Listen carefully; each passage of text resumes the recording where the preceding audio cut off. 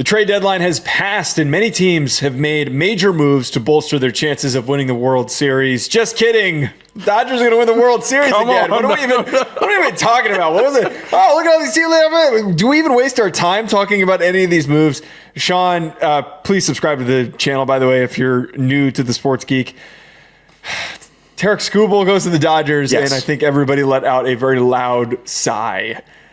What happened, and what does this change? So the Dodgers were always a looming threat to sign Skubal. They were always there in the mix, but they weren't one of the top 3 reported interest teams at the very beginning of the Skubal sweepstakes.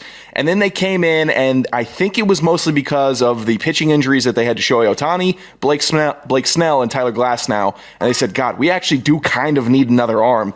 And in Dodgers fashion, why not go and get the best arm you can? So honestly, hats off to the Dodgers for making that call. If you are a team issues that will be addressed in the offseason with the potential lockout, you might as well spend your money now before they put a cap on it, or before they don't put a cap on it and you don't play. So you might as well get the first ring you can if we don't play a season next year. So hats off to the Dodgers for this. But it does feel bad to a lot of baseball fans. It doesn't feel like a great thing for the sport. I think it's fine. I really do. Tarik Skubal wasn't going to win anything with the Tigers. He could win something with the Dodgers. He's a very likable pitcher, big, strong pitcher. It's the most likable Dodgers team that they've had in a long time also. So I'm actually okay with it. But what I'm not okay with is seeing the odds that the Dodgers have across the board. When you start seeing the odds go from, minus 5,000, minus 7,000 to minus 20,000 to win their division, minus 20,000 to make the playoffs, they're still getting minus odds to win the National League. The only time you're getting plus odds of the Dodgers is plus 150, which is still barely plus odds to win the entire World Series. It is early August and you're seeing plus 150 on it. That is something that's a little, it touches a wrong baseball button for me. I don't know how you don't put a ticket in right now, like today, plus 150 to win the World Series on the dot. I don't know how you do not put money down. That is a free handout cash out. If anything happens from now until the World Series, I would be stunned if there was some catastrophic landscape change that prevents them from winning the World Series. Because this isn't even a team that where we can sit here and go, well, if they lost Shohei Ohtani, they'd be screwed. The team's loaded. The landscape change for the Dodgers is they get healthier. That's the landscape change, and they continue to get better, at least to how I see it. So, yeah, the money is definitely on the World Series. That's at least the most interesting ticket to put it on.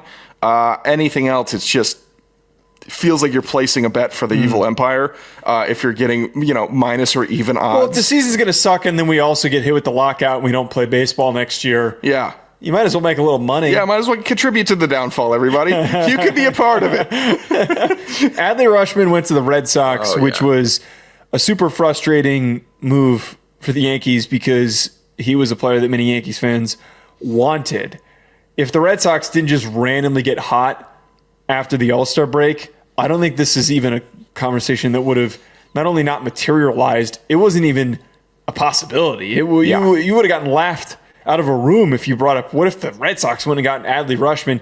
Rutschman hasn't been great this year, but still, it's a pretty big boost. Meanwhile, it feels like the Yankees were kind of goofing around. Yes, this trade deadline didn't see a high quantity of major players moved, but the major players that were moved are highly impactful, especially Adley Rutschman.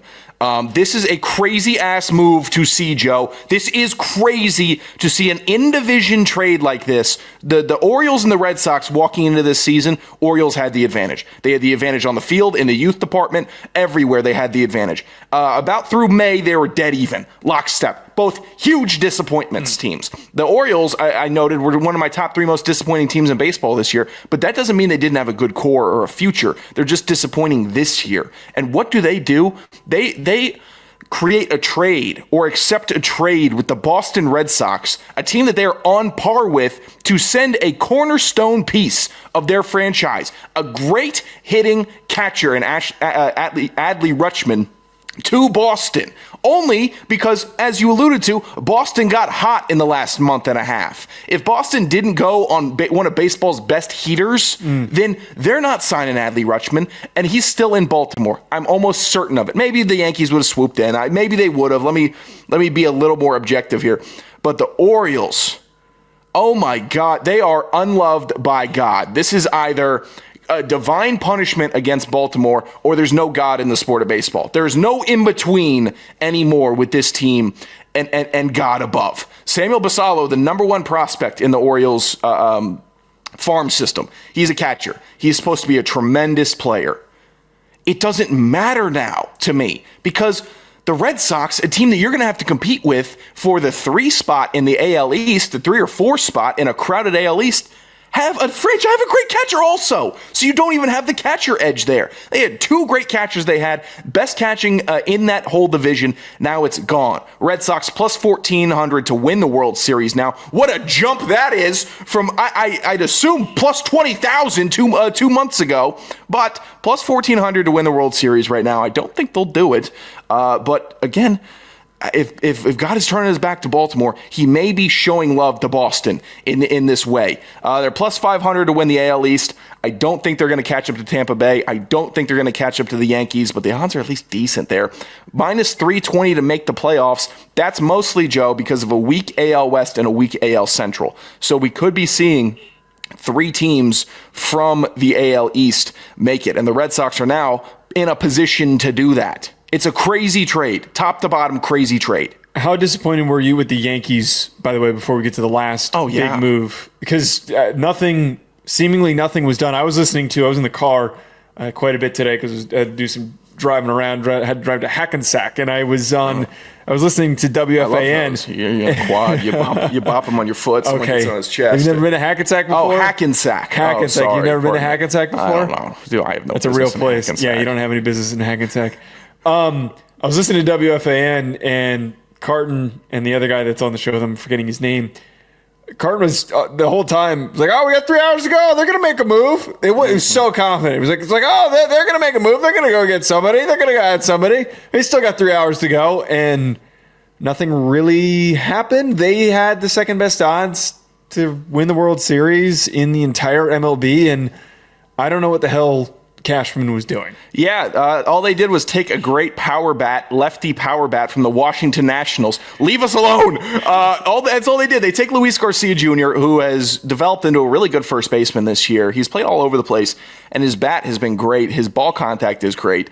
So they get that. But all the writing, all the reporting I'm seeing for the Yankees is they needed a righty bat. That's not Garcia. So their disappointment in free agency is tangible. Like fans should be wondering, did they do enough? And I think this is going to come back and bite them in October because this is a playoff team. This is a team that can go on a run. Their starting pitching staff is good. Bullpen is good. They do have bats. They have some good defenders, not counting Anthony Volpe, but they have some good defenders. They have what it takes to make an actual legitimate run or at least push the top teams in the AL in the postseason. But if it starts getting dicey, and you're in a 7-game series and the Yankees are looking at an even series, or they're down 3-1 in a series, they're going to be like, damn, I wish we had so-and-so. I wish we made a move. They should have made a move. Maybe it's indicative of a Boone firing after this season if they don't win it or don't go deep. Maybe it's indicative of Cashman going down. Or they may not want to spend before the whole league is completely shut down. That would be like a very Yankees, a little Steinbrenner, a little Georgie a strategy to say, hey, why are we spending money on something we might not be able to use next year? And that is another key reason why I cannot see this league go on strike, because I think that the Yankees are trying to work the game a little bit here. Luis Arraez heads to the Phillies. Oh, yeah. Phillies were always in the mix for the playoffs and at the top of the NL East, but it's pretty big pickup for them to re-bolster themselves and establish some momentum to maybe go on a little bit of a run. Yeah, I'm going to hate real quick. I'm going to do some hating. Minus 320 to make the playoffs now. That's fine. The Phillies were always in the mix, as you said. They're they're a team that's always in contention. They've got a very good ball team. Plus 1,000 to win the NL.